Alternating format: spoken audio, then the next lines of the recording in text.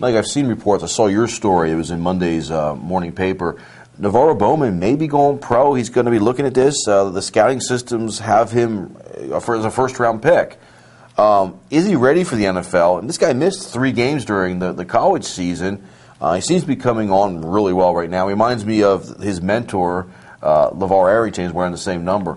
But my first question to you is he ready for the pros? Well, I don't think his value is likely to go up if he stays another year in college. So I mean, whether he's ready or not, I think in terms of a business decision, I don't have any problem with him going now. I think most people are saying middle of the first round for this guy, and you know, he was asked about this on Saturday, and it was a lot of. It was, well, I'm going to sit down with my family. What they always say, you know, I'm going to sit down with my family. But I think he's gone. I think even some of the things he said sort of suggested that he's gone. He wants to be a first-round pick. He's going to get the standard evaluation from the NFL that kids can ask for and receive. And I think he's gone.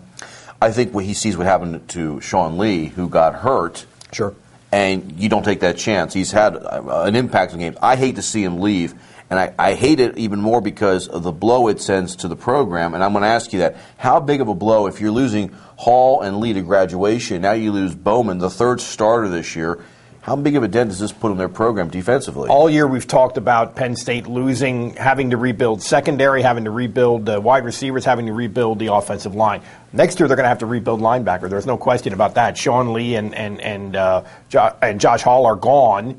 And I think Bowman's going to be gone. Now, they have a lot of athletes at this. There's a kid named Gerald Hodges who kind of was used this year both as a strong safety and as a linebacker, true freshman, very highly recruited. Ohio State wanted him. Lots of people wanted him. I think he will be there. I think he's going to be a linebacker. Mike Maudie. A kid who is a very, very talented kid who blew out an ACL this year. Out all year. Yeah, missed the entire season. It happened before the season started. I think, assuming that he can rehab and get back to where he was athletically, or even 95% of where he was athletically, those two, I think, are solid. The other one is going to come from, I don't know, Nate Stupar maybe is a possibility. I mean, they have a lot of athletes at this position. They don't have a lot of proven guys that have performed on the field at that position. One more quick question. Penn State lost 2 defensive linemen that could have helped them this year in the 2 losses they had. Now you're seeing Bowman possibly leaving.